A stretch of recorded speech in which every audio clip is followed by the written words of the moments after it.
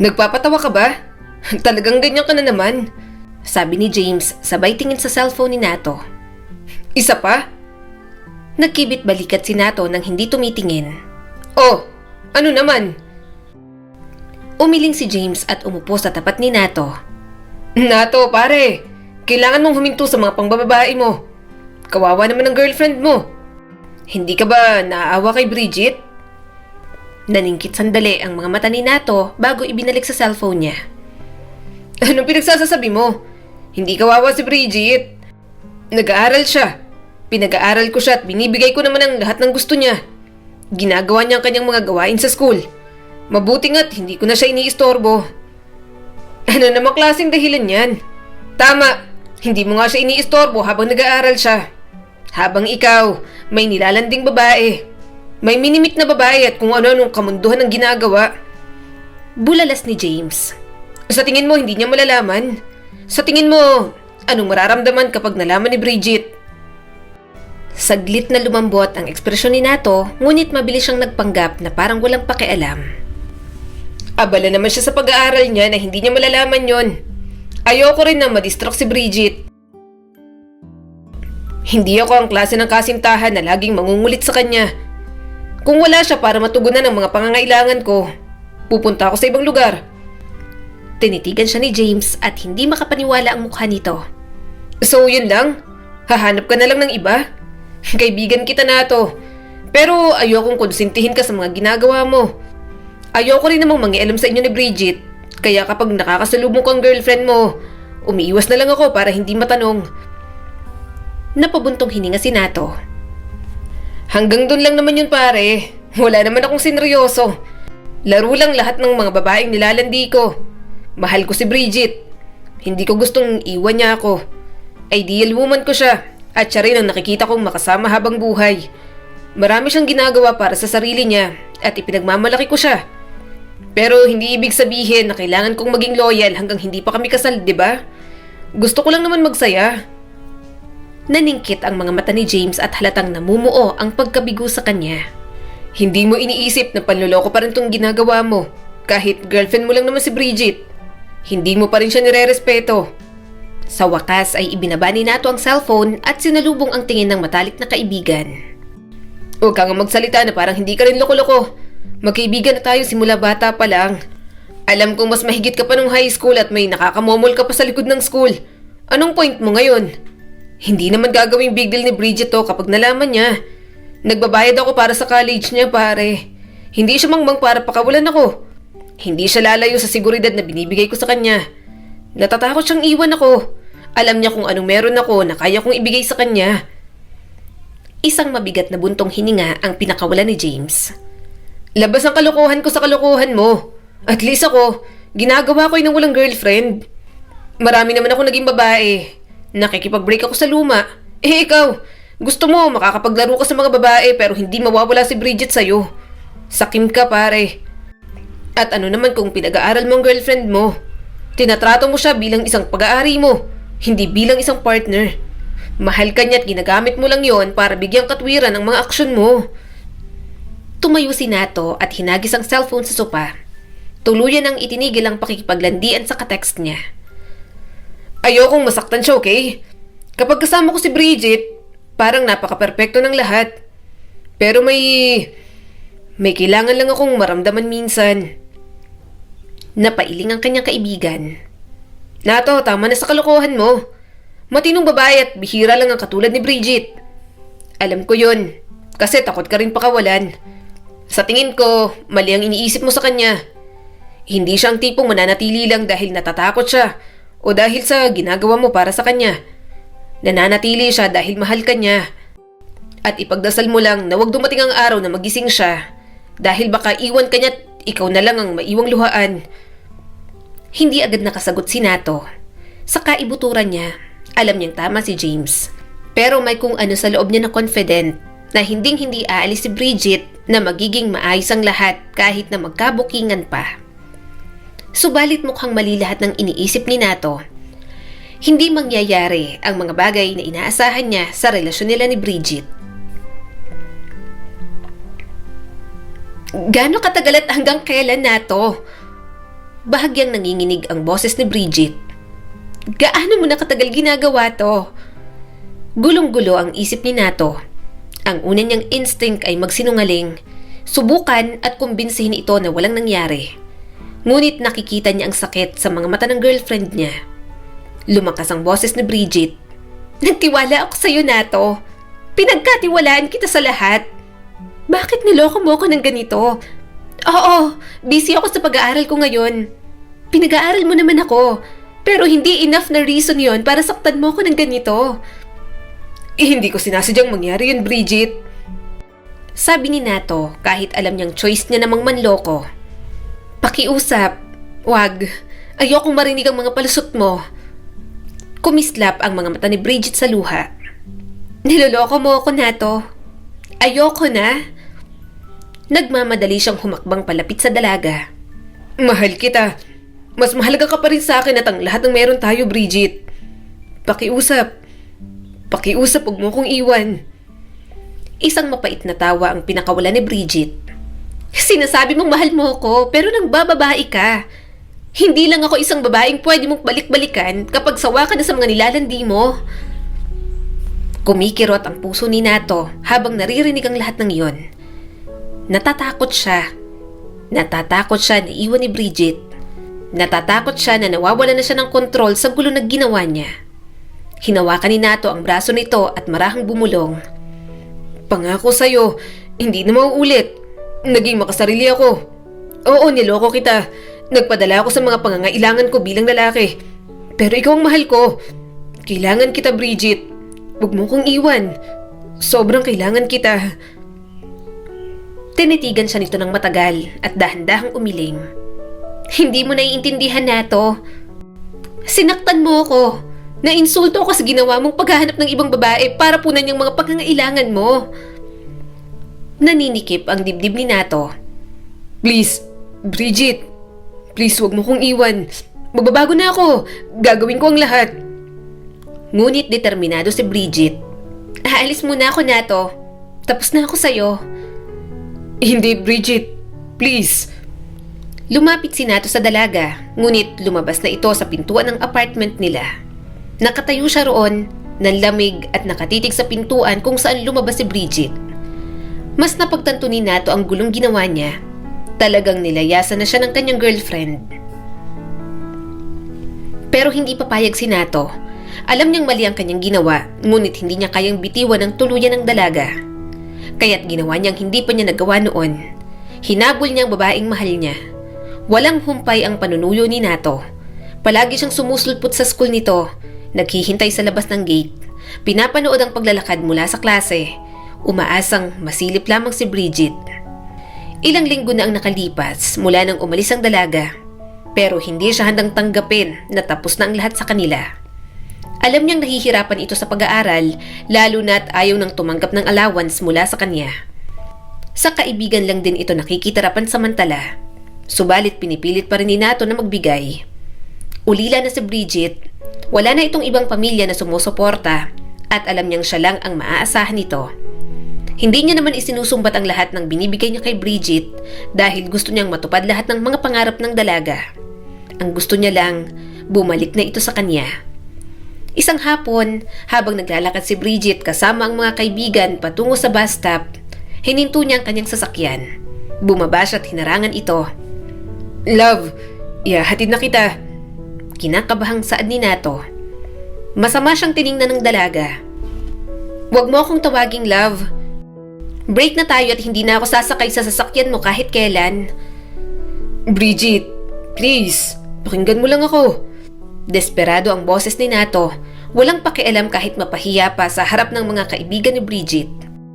Alam kong nagkamali ako at walang kahit na anong paliwanag ang magtatamas sa ginawa ko. Alam kong nasaktan kita pero nakikiusap ako. Bumalik ka na ulit sa akin. Hindi ako mabubuhay ng ganito kung wala ka. Huminto sa paglalakad si Bridget at humarap sa kanya. Hindi na ako interesadong marinig ang mga palusot mo, Nato. Hindi to palusot. Gusto kitang bumalik sa akin, sa apartment natin. Sabi ni Nato sa nanginginig na boses. Hindi ko kailanman naramdaman na nawala ka sa akin. Kaya ngayong nakipaghiwalay ka, Na-realize ko kung anong pinakawalan ko. Hindi ko na gustong lokohin ka ulit. Nagsisisi na ako, Bridget. Hindi ko kayang mabuhay nang wala ka. Please, Bridget, gagawin ko ang lahat. Bigyan mo lang ulit ako ng chance. Nailang naman ang mga kaibigan ni Bridget sa mga sinabi niya. Nauna nang umalis ang mga ito at binigyan sila ng privacy. Tumingin sa kanya si Bridget. Kumikislap ang mga mata nito sa pag-aalinlangan na para bang gustong maniwala sa kanya, ngunit pinipigilan lang ng takot. Hindi ko alam kung mapagkakatiwalaan kita muli nato. Mahinang sabi ni Bridget. Paano kung gawin mo ulit? Paano kung isa lang to sa mga pangako mo na hindi mo naman tutuparin? Humakbang palapit si Nato. Hindi na kita sasaktan ng ganito. Hindi ko hinihiling na patawarin mo ako sa ngayon. Pero sana bumalik ka. Mahal kita, Bridget. Ayoko na ng iba kung mawawala ka naman sa akin. Please, wag mo namang isuko ang ilang taong relasyon natin. Huminga ng malalim si Bridget. Hindi ko alam kung kaya kong mag-take ulit ng risk na to. Natatakot lang ako na mauulit to. Hinawakan ni Nato ang braso ni Bridget. Naiintindihan ko ang takot mo. Hindi ko inaasahan na magtitiwala ka ulit kaagad sa akin. Pero ipapakita ko sa'yo, papatunayan ko sa'yo, araw-araw, na seryoso ako tungkol dito. Hindi ako susuko sa ating dalawa, Bridget. Please, bumalik ka na sa bahay natin. I'm sorry sa lahat ng nagawa ko. Hayaan mo kong ayusin ito. Pinunasan ni Bridget ang mga tumulo nitong luha. Nakita ni Nato ang pagkurap ng pag-asa sa mga tingin ng dalaga. Mahal na mahal kita, Nato. Kaya natural na masasaktan ako sa ginawa mo. Kung ako kaya ang manlalaki, sa tingin mo ba ikakatuwa mo rin yon? Medyo may inis pa si Bridget nang sinabi iyon. Ayoko. Hindi ko kayang ipagpalit mo ako sa iba. Huwag mong gagawin yon. Promise, hindi na talaga mauulit. Magbabago na ako. Inabot ni Nato at marahang hinawakan ang mga kamay ng dalaga. Mahal kita, Bridget. Araw-araw kong sisiguraduhin na hindi mo na mararamdaman ang sakit na yon. Kailangan kita at gagawin ko ang lahat para tuluyan ka ulit na magtiwala sa akin. Pumatak na naman ang mga luha ni Bridget. Hinila ni Nato ang dalaga sa kanyang mga bisig. Niyakap niya ito ng mahigpit habang humihikbi sa dibdib niya. I'm sorry. Paulit-ulit niyang bulong sabay halik sa buhok nito. I'm so sorry, Bridget. Please, umuwi ka na. Hindi ko kayang mabuhay nang wala ka. Pagkaraan ng mahabang sandali, umatras si Bridget at mataman siyang tiningnan. Hindi ko sinasabing magiging madali ito. Hindi ko sinasabing patatawarin kita agad pero gusto kong subukan ulit. Hindi ko rin kayang lumayo sa'yo. Hindi pagkatapos ng lahat ng pinagdaanan natin. Nahihirapan din ako na ganito tayo, Nato. Dumaan ang ginhawa sa dibdib ni Nato. Papatunayan ko ang sarili ko sa'yo. Muli siyang nakaramdam ng pag-asa. Mabuti na lamang, bumalik na si Bridget sa kanyang buhay. At sa pagkakataong yon, hindi niya na ito pakakawalan pa. Malapit nang matapos ang umagahan, sabi ni Nato sabay lingon kay Bridget na kapapasok lang ng kusina. Suot pa rin ito ang pantulog, magulo pa ang buhok, ngunit para kay Nato, hindi yun nakabawas sa kagandahan ni Bridget. Marahang umiti ang dalaga. Nagising ako sa amoy. Hindi ko inaasahan na ikaw ang magluluto. Sorry, late na ako nagising. Marami pa akong projects na hinahabol ang deadlines. Kung kailan talaga graduating, sa kanila kami binibigyan ng maraming gawain. Ngumisi si Nato at inilapag ang almusal sa lamesa. Ayos lang. Alam ko pagod ka kaya ako nang nagluto. Tumingin siya sa dalaga habang inilalagay ang huling plato sa mesa. Si Bridget ang palaging gumagawa ng mga ganong bagay para sa kanya, lalo na kapag papasok siya sa trabaho. Kung papasok man ito sa school, hindi nito hinahayaang walang maiwang nilutong pagkain. Palagi siyang pinagsisilbihan ni Bridget kahit hindi naman kailangan at talagang pinapahalagahan niya iyon. Magaling ka pala magluto ah. Ikaw na kaya ang araw-araw magluto? Sabi ni Bridget at sumulyap sa kanya na may maliit na ngiti. Sige, basta ikaw. Sagot ni Nato sabay upo sa tapat nito. Pero prito lang naman ang mga yan. Hindi talaga ako magaling magluto lalo na sa mga ulam. Aaralin ko muna. Kaya wag mo na akong bulahin, love. Natawa naman si Bridget. Nagkaroon ng ilang sandali ng katahimikan. Magaan talaga ang pakiramdam ni Nato kapag nasa tabi niya si Bridget. Pakiramdam niya kahit problema hindi niya po problemahin basta kasama ang dalaga. Inabot niya ang kamay nito. "Namiss ko to," mahina niyang sabi. "Namiss kita, Bridget. Salamat at bumalik ka pa rin sa akin sa kabila ng mga nagawa ko. Inaalagaan mo ako palagi. Kaya gusto ko ring ibalik ang mga pag-aalagang yun sa'yo." Ngumiti naman si Bridget. "Nato, nagbago ka na at nakikita ko naman yon. Araw-araw mong ipinapakita sa akin kung gaano ko kahalaga." Ayaw niyang mawala ito muli, hindi pagkatapos ng lahat ng pinagdaanan nila. Dahan-dahan siyang tumayo mula sa mesa at lumipat sa gilid ni Bridget. Lumuhod si Nato sa harap ng dalaga. Nanlaki naman ang mga mata nito. Mas lalo itong nagulat nang dumukot siya sa kanyang bulsa at inilabas ang isang maliit na box. Inilabas ni Nato ang isang eleganteng singsing. "Bridget, sobrang saya ko na bumalik ka sa akin. Ayokong mawala ka ulit. Napagtanto ko kung gaano ka kahalaga sa akin at kung gaano ko gustong gugulin ang natitirang bahagi ng buhay ko kasama ka." Napakurap si Bridget at nanlaki ang mga mata sa gulat. "Nato, ano ba itong ginagawa mo? Talaga bang magpo-propose ka nang nakapantulog pa ako at puyat na puyat? Ang haggard ko." Mahinang tumawa si Nato. "Pagkatapos mong makagraduate, gusto na kitang pakasalan. Gusto kong nandyan para sa'yo, suportahan ka at mahalin ka sa lahat ng paraan. Hindi ko alam kung anong magiging future pero gusto kong harapin lahat kasama ka. Pakakasalan mo ba ako, Bridget?" "Nato," tumawa ang dalaga kahit nangingilid na ang mga luha. "Seryoso ka ba?" "Seryosong seryoso, love." Sabi ni Nato na may kasamang mahinang tawa. "Mahal kita." Nanginginig ang mga labi ni Bridget habang bumubulong. Oo, pakakasalan kita. Mahal kita, Nato." Sumilay ang malawak ng ngiti ni Nato at agad niyang isinuot ang singsing sa daliri nito. Lumapat ang kanyang mga labi kay Bridget at unti-unting naging malalim iyon. Pagkatapos, mahigpit siyang yumakap, para bang natatakot na baka mawala na naman ito. Hindi kita pakakawalan ulit," bulong ni Nato. Sinunod na nga nilang dalawa ang kanilang mga plano. Hihintayin niya munang makagraduate si Bridget bago ganap na mag-settle down. At dumating na nga ang araw na pinakahihintay nila. Kumaway si Bridget kaya kumaway siya pabalik. Hindi mapigilan ni Nato ang mapangiti habang tinatanggap ng girlfriend niya ang diploma nito. Nang makababa ito ng stage, nadaan na nito ang inuupuan niya. Mabilis niya itong inabot at niyakap ng mahigpit. Nang matapos ang ceremony, saka ulit sila nagsama. "Nagawa mo, Bridget," bulong ni Nato at puno ng emosyon ng boses. "I'm so proud of you, love." "Hindi ko to magagawa kung wala ka." Saad naman ni Bridget. "Nandyan ka nang walang ibang gustong tumulong sa akin. Palagi kang nasa tabi ko at sinusuportahan ako sa kahit na ano." Umiling si Nato. "Hindi, ginawa mo lahat. Nagsumikap ka, nanatili kang matatag at natupad mo ang mga pangarap mo. Nandito lang ako para tulungan ka habang inaabot ang mga yon." Loko-loko man siya noon, mahalaga pa rin kay Nato na matupad ni Bridget ang mga gusto nito sa buhay. Noon pa man ay pinangarap niyang makita itong masaya, makitang magtagumpay, at ngayong natupad na ang mga pangarap na yon, napupuno rin ang kagalakan ng puso niya. At mas tutulungan niya pa ito. Hindi natatapos lahat ng pagtulong niya kay Bridget. May ilang connection siya sa kumpanyang gusto nitong pasukan. Kaya nagpatulong siya para mabilis na maasikaso si Bridget. Ayaw niya naman kasi na mahirapan pa ito sa pag-a-apply. Sa kanilang dalawa, palaging siya ang nakakaluwag.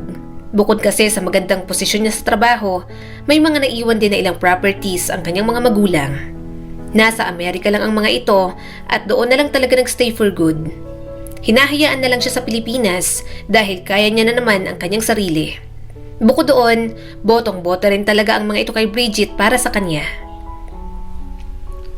"Bridget!"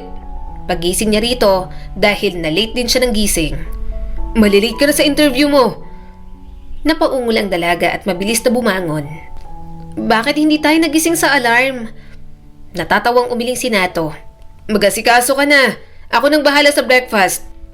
Pwede namang mamaya ako pumasok sa opisina." Kaagad siyang naghanda ng mabilisang almusal. Nang makarating si Bridget sa kusina, nakita nito ang mga ginawa niya. "Kaya pa bang kumain? Tanong ni Bridget habang abala sa pagbubutones ng polo. Kaya pa! Saad ni Nato at sinubuan ito ng tinapay na may palaman. Hindi ka pwedeng pumunta sa interview mo nang walang laman ng tiyan, love. Baka hindi ka makapag-isip ng maayos. Humigop si Bridget sa pinapainom niyang gatas dito. Hindi ko alam kung paano ako malalampasan ng araw na to, Nato. Ang sama ng gising ko, kinakabahan pa ako. Magaling ka. Pagpapalakas niya sa loob nito at tinulungang mag-blow dry ng buhok. Sige, kumain ka na lang muna dyan. Pagkatapos kumain, nagmamadali pa rin si Bridget. Humalakak si Nato habang nagmamadaling mag-makeup, magsuklay ng buhok at kumuha ng mga gamit ang dalaga. Nakalabas na si Bridget pero muli itong bumalik. May nakalimutan ako, sabi nito at nanlaki ang mata. Kumunot ang noon ni Nato. Anong nakalimutan mo? Kukunin ko sa kwarto. Lumapit si Bridget at mabilis siyang hinalikan sa mga labi. Eto ang nakalimutan ko. Natawa na lang si Nato. Baliw ka. Late ka na ah. Natawa rin si Bridget at pinaghahalikan pa siya sa mukha. Thank you. Thank you sa breakfast, love. Nakatayo si Nato sa pintuan. Pinapanood itong umalis na may ngiti sa mga labi. Sobrang saya niya sa buhay na mayroon sila ni Bridget. At wala siyang hahayaang pumagitna na kahit ano sa kanilang dalawa. Hindi nagtagal, natanggap na rin naman sa trabaho si Bridget. Habang busy ito bilang career woman, nagpapatayo naman si Nato ng magiging bahay nila kapag nagkaroon na ng pamilya. At pagkatapos, saka naman nila inasikaso ang para sa kasal. Naging masaya naman ang pagsasama nila. Pareho silang may trabaho at masaya sa kanya-kanyang karera. Lumipas ang 2 taon at mukhang mas madadagdagan pa ang saya sa pagdating ng isang biyaya. Welcome home, birthday boy! Mula sa kusina, bumitaw ang ulo ni Bridget. Nagulat naman si Nato. Teka, birthday ko? Siyempre, oo. Tumawa si Bridget at binigyan siya ng halik sa pisngi. Palagi kang busy na nakalimutan mo na. Mabuti na lang naalala ko. Paano na lang kung wala kang asawang katulad ko? Ang lungkot siguro ng buhay mo. Humalakak naman si Nato. 2 taon ang nakalipas mula nang ikasal sila. Pero nagawa pa rin ni Bridget na sorpresahin siya at iparamdam sa kanya na espesyal siya. Hindi mo naman talaga kailangan gawin to, Bridget, sabi ni Nato. Pero salamat at naalala mo. Halika, maupo ka. Utos ng asawa niya at iginiya siya sa mesa. Marami itong niluto para sa kanila at lahat ay paborito niya. Nang makaupo na sila, dinala ni Bridget sa mesa ang isang maliit na regalo. May ibibigay ako sa'yo. Mahina nitong sabi at kumikislap ang mga mata sa tuwa. Nagtaas ng kilay si Nato. Wala kang dapat ibigay sa akin. Kahit walang okasyon, binibigyan mo ako ng kung ano-ano. Nabibigaan na lang ako, may bago na akong damit o kaya may mga sapatos dyan sa closet natin. Naningkit naman ang mga mata ni Bridget. Bumabawi lang, love. Mas malala ka kaya nung mag-boyfriend-girlfriend pa lang tayo. Kung ano-ano rin ang binibigay mo sa akin. Mas lumala nang maging mag-asawa na tayo. Inuulan mo ako ng mga regalo basta may makita kang tingin mo magugustuhan ko. Pero tong regalo ko sa'yo, iba yan ngayon. Mahirap ibigay yan, pero na lang kung mambababae ka na naman. Kumunot ang noo ni Nato. Love, hindi ko na ulit gagawin yun. Nangako ako sa'yo, di ba? Napangiti lang si Bridget. Alam ko naman yon. Humalakak si Nato at umiling-iling. Maingat niyang kinalas ang laso at binalatan ng regalo. Nang buksan niya ang kahon, napawi ang ngiti niya saglit. Nandoon ang isang pregnancy test na may 2 linya at sa tabi nun, isang larawan ng isang ultrasound. Bumilis ang tibok ng puso ni Nato habang nakatitig doon. Seryoso ka ba? Totoo naman to, di ba? Nanginginig ang boses na tanong ni Nato. Ngumiti si Bridget. Oo, Nato. Totoo ang nakikita mo. Magkakaroon na tayo ng baby. Napakurap si Nato at sinusubukang iproseso ang mga salita ni Bridget. Parang sasabog na ang puso niya sa tuwa. Napatingin siya kay Bridget. Naninikip ang dibdib niya sa labis na kagalakan. Hindi ako makapaniwala. Bulong ni Nato. May baby na tayo. Isang baby, Bridget. Magiging tatay na ako. Tumayo si Nato mula sa mesa. Lumapit siya sa asawa niya at pagkatapos, hinila ito sa isang mahigpit na yakap. Ibinaon niya ang kanyang mukha sa buhok ni Bridget. Tumawa naman ito ng mahina. "Masaya ka ba?" Masaya? Ulit ni Nato at humiwalay upang tumingin sa asawa. Hindi lang saya to, love. Parang sasabog ang puso ko sa sobrang saya. Gusto ko to. Gusto kong magkaroon tayo ng pamilya. At ngayon ay totoo na. Hinalikan niya ito sa noo. Thank you, Bridget. Maraming salamat dito. Sa tingin ko, ito ang pinakamagandang regalo sa kaarawan ko na natanggap ko. Tumawa si Bridget at kumikinang ang mga mata sa tuwa. Natutuwa kung iniisip mo yan. Alam ni Nato na simula pa lang yon ang panibagong kabanata ng kanilang mga buhay. At masaya siya dahil si Bridget ang kasama niya sa lahat ng yon. Nang magkaroon sila ng anak, mas naging matibay ang pagsasama nila. Bawat ginagawa nila ng kanyang asawa, palaging para sa anak nila. Lumipas ang mga taon, ang isang anak nila nadagdagan pa ng 3. At sa buhay na mayroon siya, masasabi ni Nato na talagang punong-puno ng kapayapaan ang puso niya. Aaminin ko, sabi ni James, ang kanyang best friend. Hindi ko akalain na makikita ko ang araw na talagang kontento ka na. Naalala ko nung palagi ka pang may ibang babae. Walang hiya. Kahit ako, sumasakit ang ulo ko sa'yo. Hindi ko alam kung pagtatakpan ba kita kay Bridget o isusumbong. Isang mapait na tawa ang pinakawalan ni Nato. Oo, ang siraulo ko noon, hindi ba? Ayokong nasasaktan si Bridget. Pare, nang iniwan niya ako noon, para akong binagsakan ng langit at lupa. Kaya nang binalikan niya ako, sabi ko sa sarili ko, hindi ko na pakakawalan to. Pinakasalan ko. At ngayon, masaya na kami at may 4 na anak. Napakamakasarili talaga noon ni Nato. Hindi niya iniisip kung makakasakit siya ng ibang tao. Palaging ang nasa isip niya, lahat ng problemang gagawin niya, kayang-kaya niyang ayusin. Ngunit ang totoo, may mga ilang bagay sa mundo na hindi na maaayos kahit anong gawin. Maswerte na lang talaga siya na binigyan siya ng pagkakataon ni Bridget. Tumango si James. Mabuti naman, nagtinukan na talaga. Tingnan mo naman ngayon ang pamilya mo. Mayroon kang Bridget at 4 na anak. Malinaw na nagbago ka na. Huwag mo na lang guluhin ulit at baka kapag nagloko ka pa, mas matindi nang balik sa'yo. Huwag mo na siyang sasaktan ulit. Nakaramdam ng kirot sa dibdib si Nato. Maisip pa lang na mawawala si Bridget, parang hindi niya na agad kaya. Binigyan siya ng isa pang pagkakataon at hindi niya yun sasayangin. Hindi ko nagagawin yun. Matigas na sabi ni Nato, sabay lingon kay James. Mahal ko siya, pare. Alam kong siraulo ako pero natuto na ako. Hindi na ako pwedeng maging katulad ng dati. May pamilya na ako ngayon. Hindi na ako binata at bata na walang ingat sa mga desisyon ko. Mayroon na akong mga responsibilidad at hindi na ako gagawa ng anumang bagay para saktan ulit si Bridget.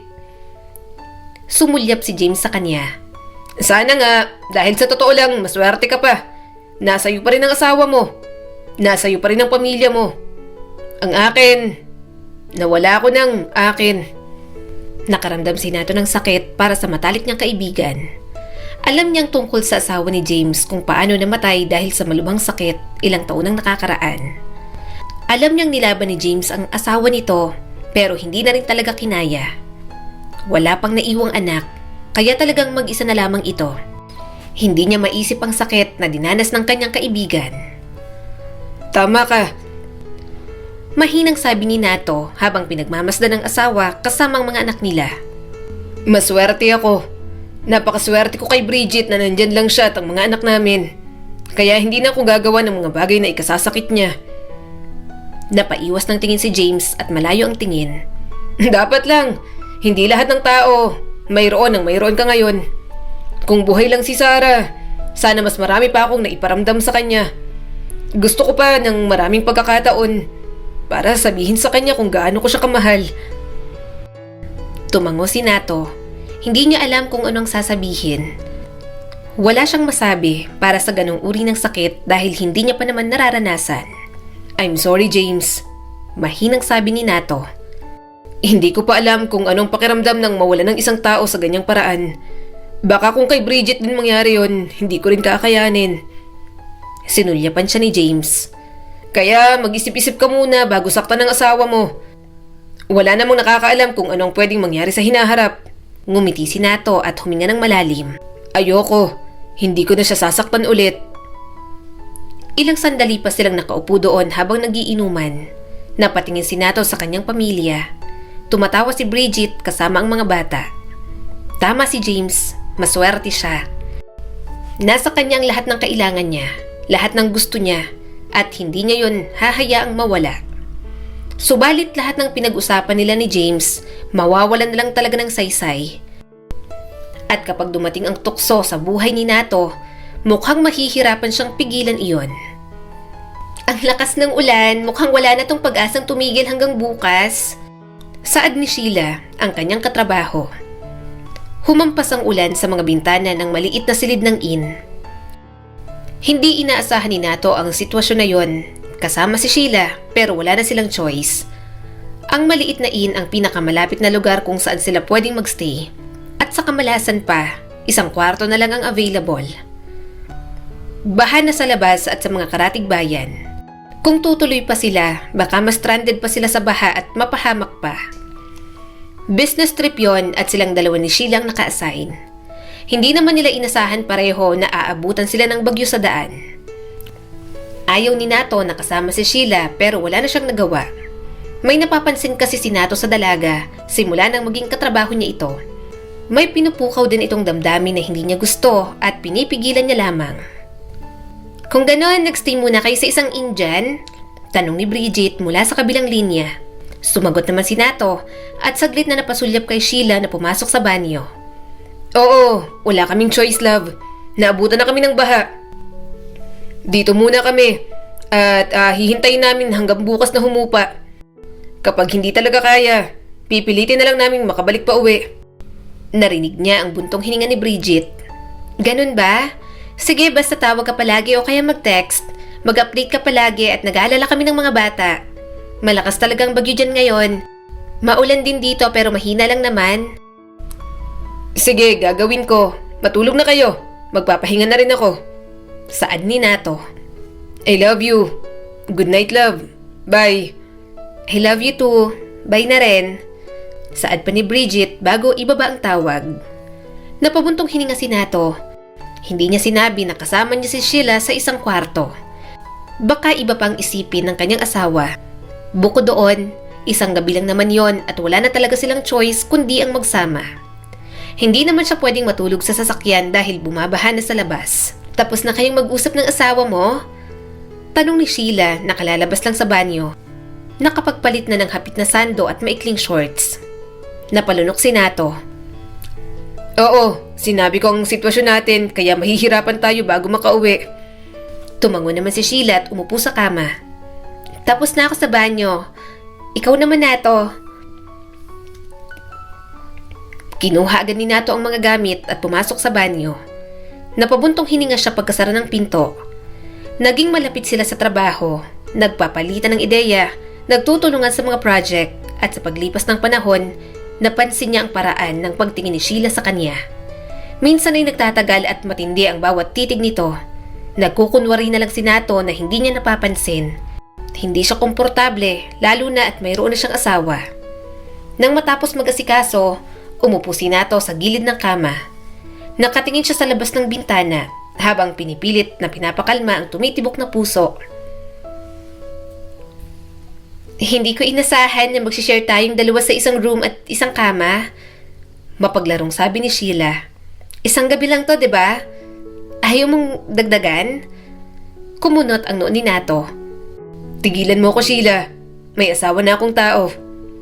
Tumayo si Nato at napailing. Pilit niyang iniisip ang magandang mukha ng kanyang asawa. Nangako siya kay Bridget. Nanumpa siya na hindi na muling gagawa ng parehong pagkakamali. Ngunit heto siya, nag-iisa kasama si Sheila sa isang silid na tila masikip para sa kanilang dalawa. Matutulog ako sa sofa. Mabilis na sabi ni Nato at pilit na inilalayo ang sarili. Ikaw na sa kama. Diyan ka matulog para maging komportable ka. Ngunit humakbang papalapit si Sheila at naglalaro ang maliit na ngisi sa mga labi nito. Mas magiging komportable ako kung makakatabi kita. Manipis ang kumot. Sobrang lamig sa labas. Kailangan ko ng dagdag init mo na to. Hinarap niya na ang dalaga. Ano bang pinagsasasabi mo? Hindi ka ba titigil? Bakit ka ganyan? Kung may choice lang ako ngayon at hindi baha sa labas, sa sasakyan ako matutulog. Mapang-akit na humalakhak si Sheila. Hindi na kailangan yan. May kwarto naman na. Saka, kada lang naman ang hinihingi ko. Masama na ba yon? Pareho na tayong adult na to. Hindi kita papatulan, Sheila. Hindi ako mangmang. Alam ko tong ginagawa mo. Umigting ang panga ni Nato, pero mabilis siyang hinawakan ni Sheila sa braso. Pigil na siya, pero sa hawak na yon, parang ilang boltahe ng kuryente ang dumaloy sa kanyang buong katawan. Isang gabi lang naman, bulong ni Sheila sa tenga niya. Walang makakaalam. Parang aalpas ang puso ni Nato sa mapang-akit nitong boses. Sinisigawan niyang sariling isip na huminto, na isipin na masasaktan si Bridget kapag gumawa na naman siya ng kalokohan. Ngunit hindi natitinag ang tingin ni Sheila sa kanya. Nakakalasing ang lapit ng dalaga para kay Nato. Lalong bumigat ang katahimikan sa pagitan nila. At sa katahimikang yon, mas lalong lumakas ang tukso. Matagal na kitang nagugustuhan, Nato. Unang kita ko pa lang sa'yo sa office, natipuhan agad kita. Mahina at mapang-akit ang boses na sabi ni Sheila. Isang gabi lang, Nato. Pagbigyan mo ko at pagkatapos nito, kakalimutan natin lahat at kikilos na parang walang nangyari. Ibinuka ni Nato ang kanyang bibig upang tumutol pero wala siyang mahanap ng mga salita. Namungay ang mga mata niya nang dumampi ang mga daliri nito sa kanyang braso. Sumisigaw ang puso niyang lumayo at umalis. Pero pinagtaksilan siya ng kanyang katawan, ipinagkanulo ang bawat pangako niya kay Bridget. Nang magtama ang kanilang mga mata, alam niyang wala nang bawian. Parang may magnet na naghatak sa pagitan nila. At bago pa mapigilan ni Nato ang sarili, magkalapat na ang kanilang mga labi. Naglaho ang lahat. Ang pagkakasala, ang pagmamahal kay Bridget, ang mga pangakong binitiwan niya.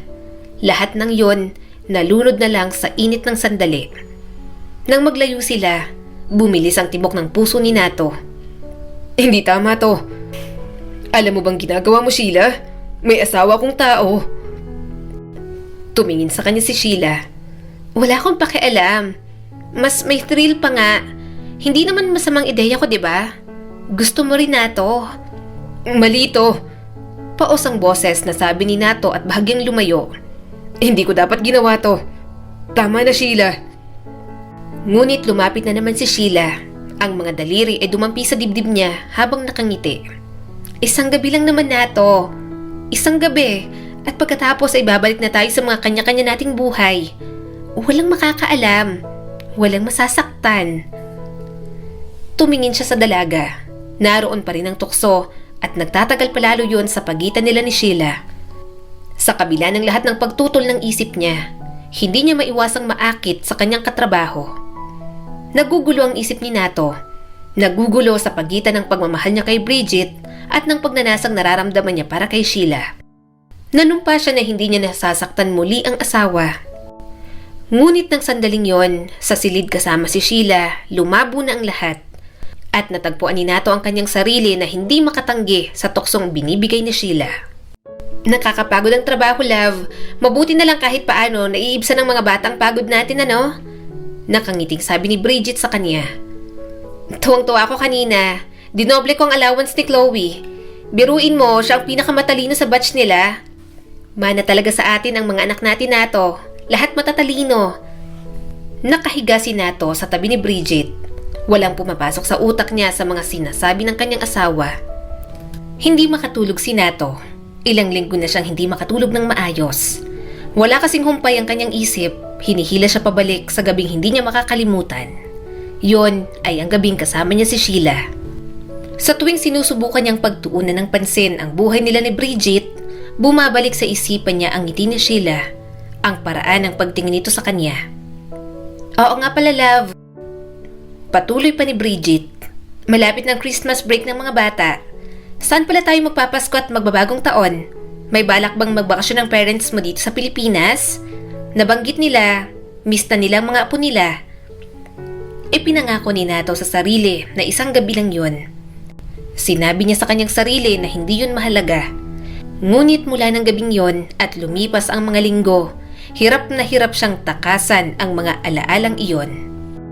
Kung hindi naman sila makakapunta, pwedeng tayo na lang ang bumisita sa kanila. Pero hindi natin may isama ang mga bata. May iwan ang bunso natin kasi hindi pa natin maaasikaso ang passport nila. Ayoko naman na may maiwan. Sabi pa ni Bridget pero hindi talaga siya nakikinig. Gumalaw si Bridget sa tabi niya. Nato! Nato! Tuluyan na siyang napalingon sa kanyang asawa. Bakit? Nagsalubong ang mga kilay ni Bridget. Kanina pa kitang kinakausap tungkol sa magiging plano natin sa holidays. Pero mukhang hindi ka naman nakikinig. Ano bang iniisip mo? May problema ka ba? Mukha kang tense. Nagpakawala siya ng isang nanginginig na hininga at pinilit ng umiti. Oo, ayos lang ako. Pagod lang siguro. Sorry, ano nga ulit ang sinasabi mo kanina? Napabuntong hininga si Bridget. Uuwi ba ang parents mo dito sa Pilipinas?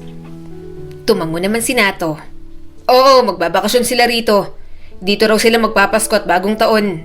Kaya paghandaan na natin. Bahagyang kumunot ang noo ng asawa niya. Bakit ka ba nagkakaganyan? Lately parang lagi kang lutang at maraming iniisip. May nangyari ba?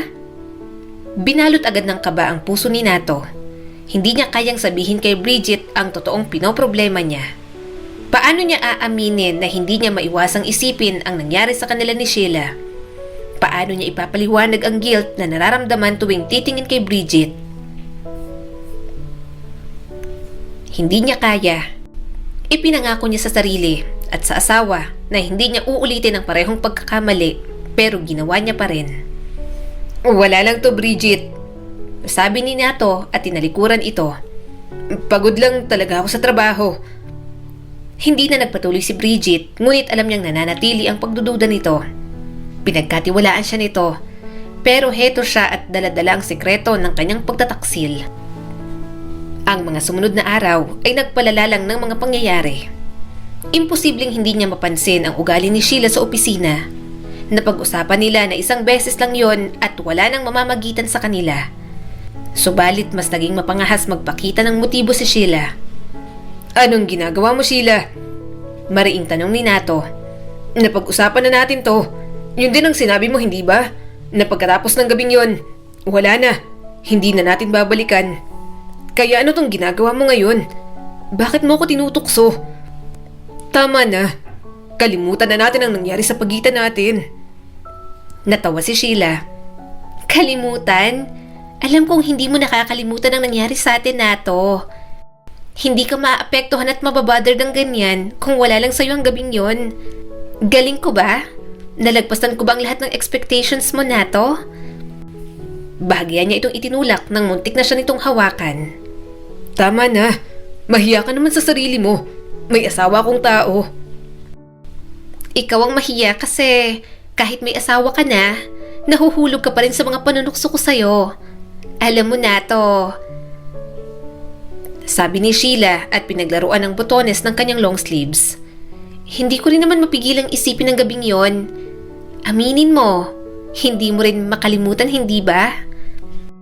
Napalunok si Nato. Gusto niyang sabihin sa dalaga na huminto na. Gusto niyang sabihin na umatras para ipaalala na may asawa na siya, na mahal niya si Bridget. Pero bumara sa lalamunan niya ang mga salita.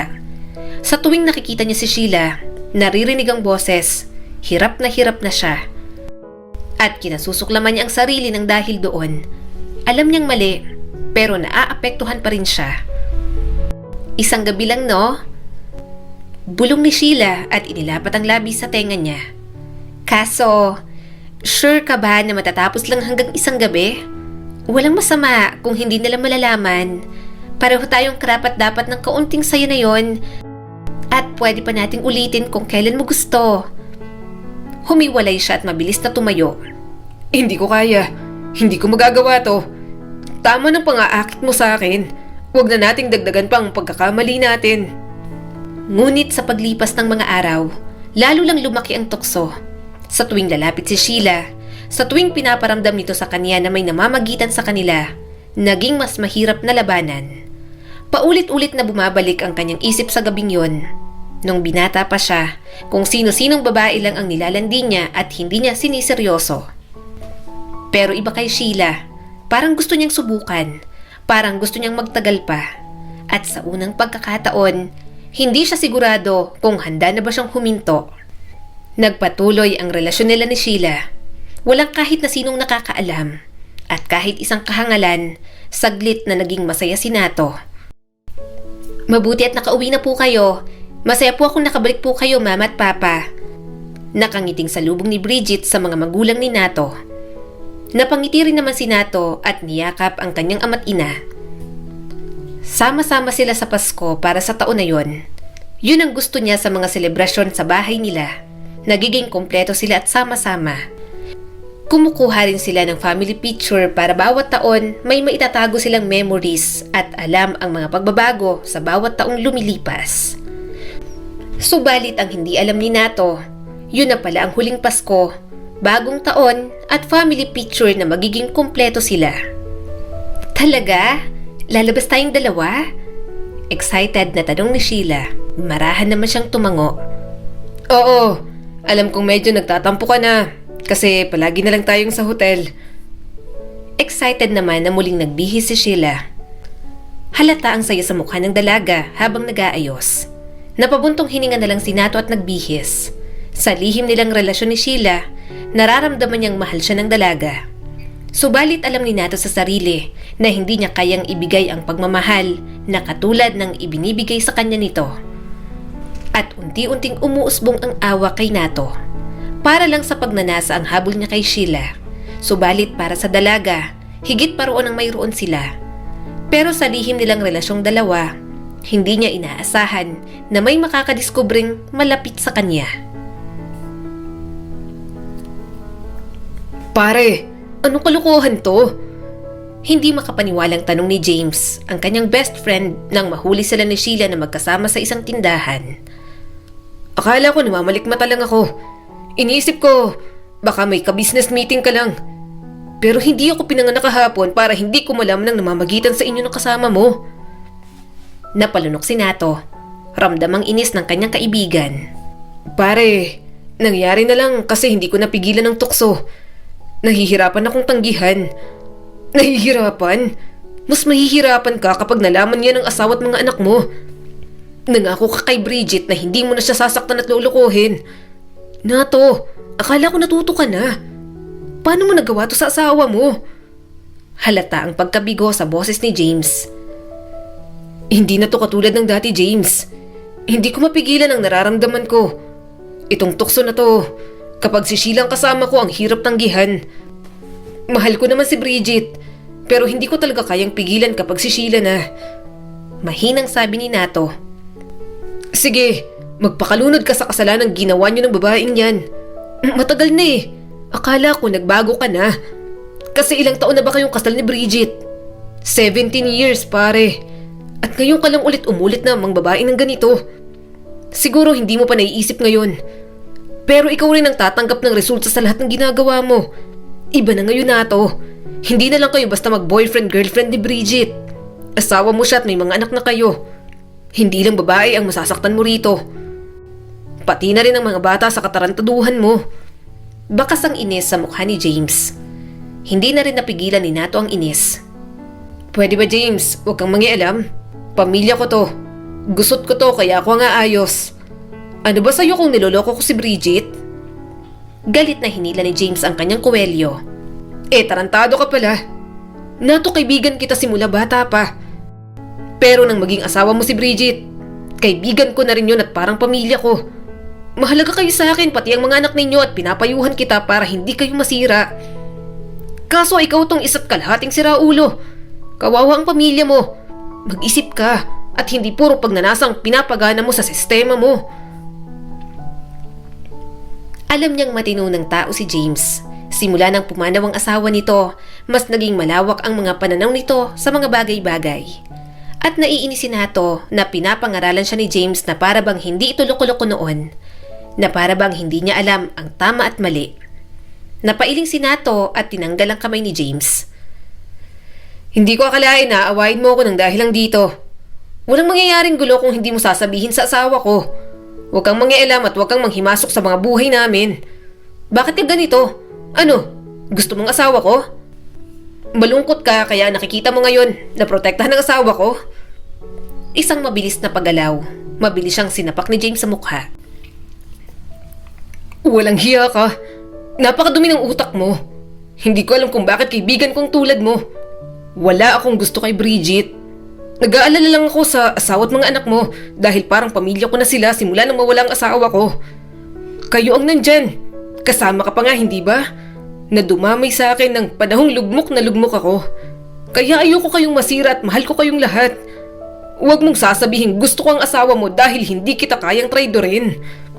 Bahagya siyang nahilo sa sapak na yon. Alam niyang malakas sumapak si James, lalo na't kasama sa workout nito ang boxing.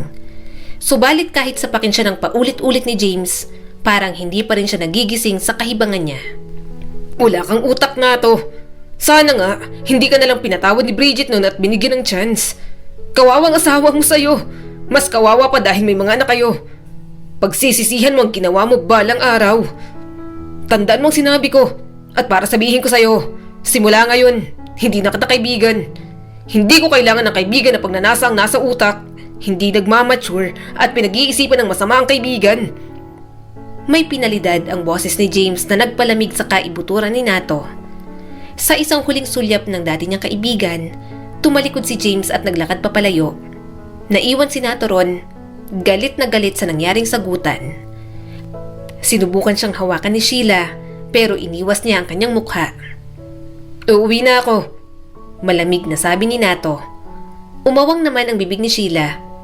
Huwag muna. Gamutin muna natin yung sugat mo, Nato. Napabuntong hininga siya. Okay ako, wala lang to. Kailangan kong umuwi. Next time na lang, Sheila.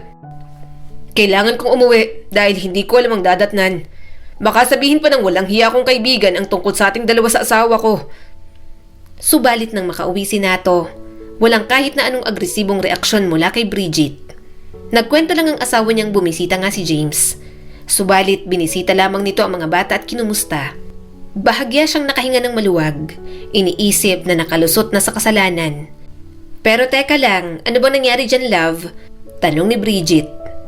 Bakit may pasa ka sa pisngi? May sugat ka rin sa gilid ng labi. Napalunok si Nato. Wala to. May nakaaway lang sa trabaho. Nayabangan kasi ako. Napasinghap si Bridget at kumuha agad ng first aid kit. Ano ka ba naman? Sana hindi mo na pinatulan. Tingnan mo tuloy ang nangyari sa'yo. Tiningnan ni Nato si Bridget habang ginagamot nito ang kanyang sugat at pasa. Mahal niya naman ang kanyang asawa. Alam niya sa sarili na wala itong kahit na anong pagkukulang. Si Nato lang talaga ang hindi makontento at mas lalong nakalabit ang damdaming yon nang makilala niya si Sheila. Batid ni Nato ang pinasok na mali, subalit hindi niya kayang tigilan. Para siyang gamo-gamo na kahit mapaso, pilit pa ring lalapit dahil nasisihan sa mapang-akit na liwanag ni Sheila. Kaya sa pagkakataong yon, alam niyang mahihirapan na talaga siyang tigilan pa ang nasimulan niyang pagtataksil. Thank you talaga, Nato. Pinagbigyan mo ko. Salamat din sa mga binili mo para sa akin. Nakangiting sabi ni Sheila. Tipid lang nang umiti si Nato. Wala yon. Napapaligaya mo naman ako sa kama kaya pangbawi ko yan sa'yo. Mapang-akit itong umiti. At mas gagalingan ko pa para hindi ka magsawa sa akin. Mas bata sa kanya si Sheila ng 8 taon. Aaminin ni Nato na isa yon sa mga dahilan kung bakit talagang naaakit siya. Mas bata kaysa sa kanya subalit mas maraming alam kung papaano siya pasayahin sa kama. Naglalakad sina Nato at Sheila sa mataong mall. Magkahawak kamay sila habang papasok sa labas ng mga shop. Kapag kasama niya si Sheila, parang madaling kalimutan si Bridget at ang mga bata. Ngumiti ito sa kanya at sa maikling sandali, halos makumbinsin na ni Nato ang sarili na yon ang buhay na gusto niya. Ngunit nang lumiko sila patungo sa restaurant, natigilan si Nato. Nakita niya si Chloe, ang kanyang panganay na anak. Nakatayo ito kasama ang mga kaibigan malapit sa isang shop ng damit. Tumatawa at nakatalikod sa kanila. Chloe? Bulong ni Nato at binalot ng kaba ang dibdib. Napalingon sa kanya si Sheila. Kilala mo ba siya? Bakit parang kinakabahan ka na to? Ang kanyang pinakamasamang bangungot ay bumungad sa kanyang mga mata. Hindi niya inasahang nasa mall na yon ang kanyang anak. Bago pa man siya makapag-isip, lumingon na si Chloe. Papa? Napatitig ang mga mata nito sa kanya. Napawi ang ngiti ni Chloe nang makita kung sino ang nasa tabi niya. Mabilis na binitiwan ni Nato ang kamay ni Sheila, pero kumapit lang ulit si Sheila sa kanya. Nakakunot ang noon na tiningnan niya si Sheila. Anong ginagawa mo? Ano kang nasa harap nating dalawa? Bitiwan mo ako. Pero mahigpit pa rin siyang hinawakan ni Sheila. Wala nang sense para magtago pa kung nakita niya na. Ayaw mo ba nun? Nalaman niya, sasabihin niya kay Bridget. Hindi na natin kailangan magtago. Mabilis na itinulak ni Nato si Sheila nang halikan nito ang kanyang pisngi. Nabitiwan nito ang paper bag na hawak at natulala. Hindi lang makapaniwala si Nato sa ginawa nito, lalo na sa harap ng anak niya. Baliw ka ba, Sheila? Mariing tanong ni Nato, unti-unti nang namumuo ang galit. Papa? Lumapit si Chloe ng ilang hakbang. Napunta ang tingin sa kanya bago kay Sheila. Papa, anong ibig sabihin nito? Bakit kasama mo siya? Sino po siya? Bakit hinalikan ka po niya sa pisngi? Bumilis ang tibok ng puso ni Nato. Chloe, magpapaliwanag ako, anak. Pero pinutol siya ni Chloe at halata ang galit sa mukha ng kanyang anak. Ano pong ginagawa mo dito kasama siya? Ano po bang nangyayari? Kabit niyo po ba siya? Niloloko mo po ba si Mama? Kaya po ba may kasama kang ibang babae ngayon?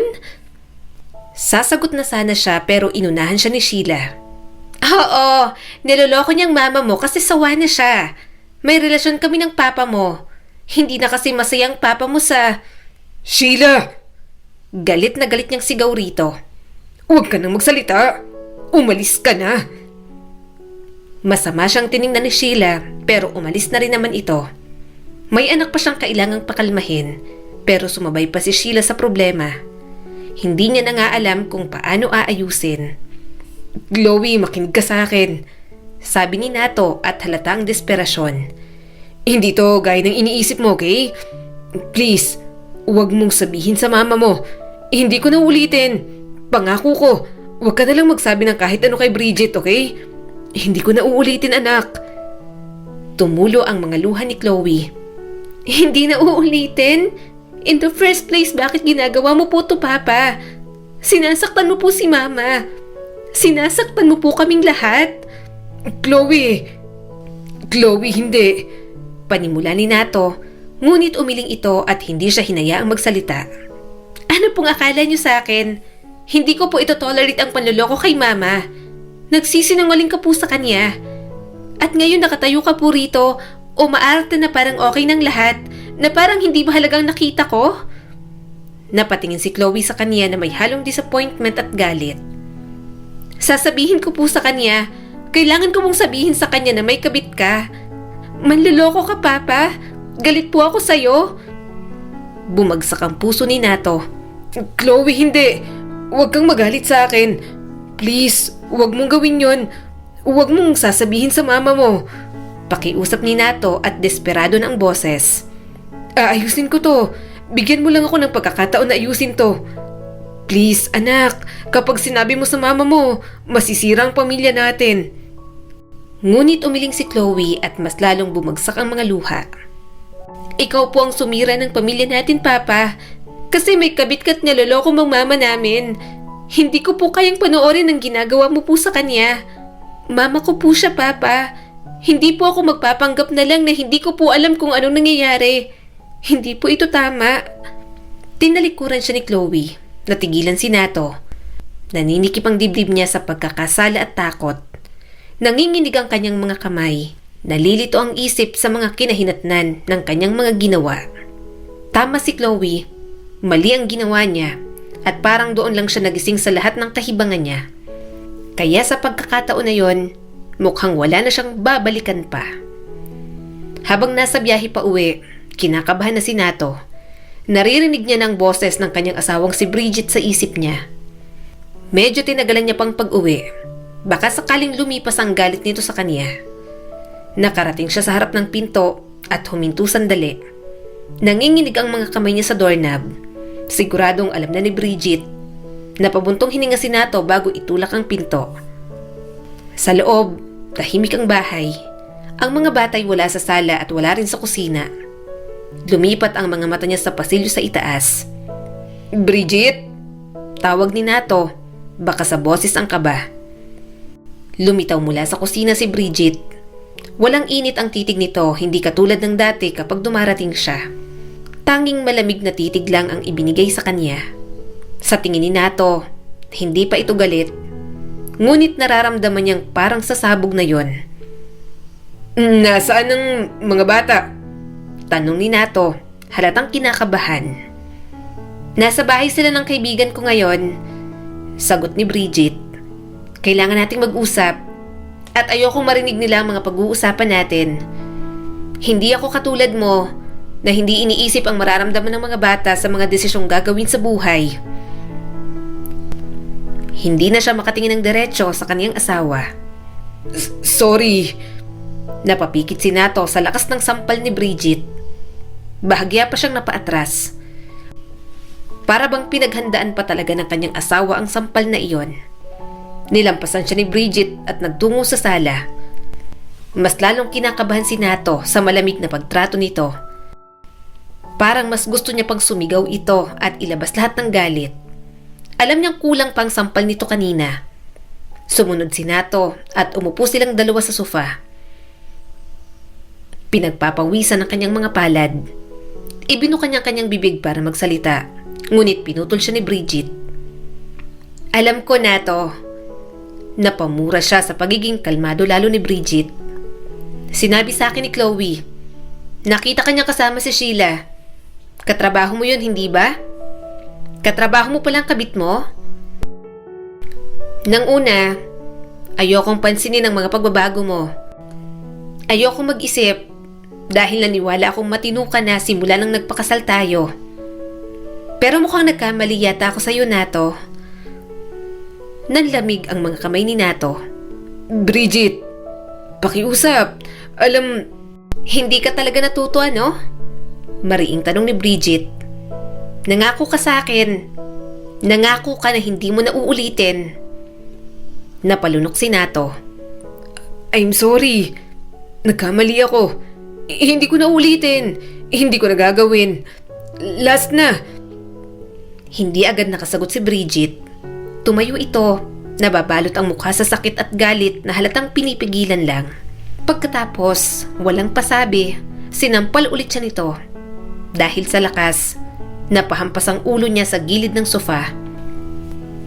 Natigilan si Nato at tumulo ang mga luha. "Bridget, huwag kang maglakas loob na humingi ulit ng tawad sa akin. Kasi sinayang mo nang ibinigay ko sa'yo nun." Bulalas nito. "Walang hiya ka? Masarap ba? Nag-enjoy ka ba sa mas bata kaya ginawa mong kabit? Babaero ka? Manloloko ka? Binigay ko sa'yo lahat. Malaki ang utang na loob ko sa'yo nun na pinag-aral mo ko. Pero siguro naman, bawing-bawi na ako. Anong hindi ko kayang ibigay na kayang ibigay sa'yo ng Sheila na yon? Anong ginawa niya sa'yo para lokohin at saktan mo kami ng mga anak mo? Sumagot ka, Nato." Sinubukan niya itong hawakan. "Bridget, I'm sorry." Hinampas ni Bridget ng paulit-ulit ang kanyang dibdib. "Sa tingin mo, sapat ng sorry? Sa tingin mo patatawarin lang kita ulit dahil nag-sorry ka? Nagawa mo na to dati, Nato. Nangako ka na hindi mo nagagawin at narito ka, ginawa mo lang ulit. Nato, mag-asawa na tayo. Bakit ngayon pa? Bakit nagawa mo pa rin akong lokohin ulit? Pero sa pagkakataong to, hindi lang kalandian. May babae ka. Nag-stick ka sa isang babae at paulit-ulit pa. Binigyan kita ng pagkakataon nun. Bakit mo nagawa sa akin to, Nato?" Nabasag ang boses ni Nato habang sinusubukang magsalita. "Alam kong Nagkamali ako, Bridget. Inakit niya ako, Bridget. Hindi ko sinasadya na mangyari yun. Pasensya na. Gagawin ko ang lahat para maging maayos to. Bigyan mo sana ako ng isa pang pagkakataon. Hindi makapaniwala si Bridget. Inakit ka? Sa tingin mo ba maniniwala ako sa palusot mo na yan? Kahit inakit ka ng malanding yon, pinili mo na patulan siya. Choice mo na patulan siya ng paulit-ulit para pagtaksilan ako ng ganito. Bumagsak ang balikat ni Nato at isang luha ang dumaloy sa kanyang pisngi. Wala na siyang excuses. Alam niya sa kaibuturan na tama si Bridget. Hindi yun tungkol kay Sheila kung inakit siya nito o hindi. Tungkol yun sa mga pinili niya. Sa paulit-ulit niyang desisyon na saktan ang babaeng nagmamahal sa kanya. Ilang beses niya nang sinira ang tiwala nito. At ngayon ay hindi niya na mababawi lahat ng kanyang ginawa. I'm sorry. Bulong ni Nato. Hindi ko naman ginustong saktan ka. Mahal kita, Bridget. Talagang nadala lang ako sa tawag ng laman. Hindi na ako nakapag-isip ng tama. Please, baka maayos pa natin to. Umiling si Bridget at nangingilid ang luha sa mga mata. Napakaraming pagkakataon ang binigay ko sa'yo, Nato. Sinubukan kong intindihin ka sa pagiging babaero mo. Nagtiwala ako. Nagpakasal pa rin ako. Kasi umasa ako hindi mo na ulit gagawin. Pero wala mo pa ring takot na ginawa sa akin, Nato. Pero tapos na. Nakakapagod ka. Tapos na akong mag-ayos ng isang bagay na hindi mo naman pinapahalagahan. Sinaktan mo ko ng maraming beses. Hindi ko deserve to at ng mga anak ko. Huminga ng malalim si Bridget. Maghiwalay na tayo. Aalis na ako kasama ng mga bata. Nakakapagod kang intindihin? Parang gumuho ang mundo ni Nato. Bridget, pakiusap. Huwag mong gawin to. Hindi sa atin. Hindi sa mga bata. Maayos pa natin to. Pero naglakad na si Bridget palayo. Pagod na ako, Nato. Pagod na akong ipaglaban ng isang bagay na patuloy mong sinisira. Tapos na ako sa'yo at galit na galit rin sa'yo ang mga anak mo. Nakita mismo ni Chloe ang pangbababae mo. At kahit anong gawin ko, hindi na matatanggal ang nalalaman ng mga anak mo sa'yo. Nanatili si Nato sa sofa. Nanginginig ang mga kamay niya habang tumutulo ang mga luha. Ang pinto ng kanilang tahanan, ang pinto ng kanilang pamilya, parang unti-unting nagsasara sa harap ni Nato at wala siyang magawa para pigilan iyon. Mag-isang nakaupo si Nato sa mesa sa kusina. Bahagyang nanginginig ang mga kamay habang itinataas ang bote ng alak sa labi. Hindi man lang siya nag-abalang ibuhos yun sa baso. Please, Bridget, sumagot ka. Huwag mo naman akong patayin ng tawag. Hindi niya mapakaling sabi. Pero muling hindi sinagot ni Bridget ang tawag. At sa sunod na pagtawag ni Nato, hindi niya na yun makontak. Galit na galit niyang binato ang kanyang cellphone. Buwan ang lumipas, simula nang iwan siya ni na Bridget at ng mga anak nila. Pumapasok siya sa trabaho, pinipilit na maging maayos, pero para siyang walang buhay sa loob. Pagka-uwi niya, mas matindi ang sakit at pangungulila kaysa sa pagod. Kahit rest day niya, sa halip na magpahinga, iniinom niya na lang ng alak. Tapos may narinig siyang katok. Nung una, hindi siya nagre-react. Baka imahinasyon lang niya iyon, isang panandali ang pag-asa. Ngunit naulit ang katok, mas malakas sa pagkakataong iyon. Natisod si Nato sa pagtayo. Umaasa siyang si Bridget na yon. Umaasa siyang baka nagbalik na ang pamilya niya. Pero nang buksan niya ang pinto, parang nanigas lang ang puso niya. Hindi si Bridget ang nandoon, kundi si Sheila. Anong ginagawa mo rito, Sheila? Malamig niyang tanong. Umalis ka na. Hindi kita kailangan dito. Kung ano man ang namagitan sa atin, tinatapos ko na. Pero hindi nakinig ang dalaga.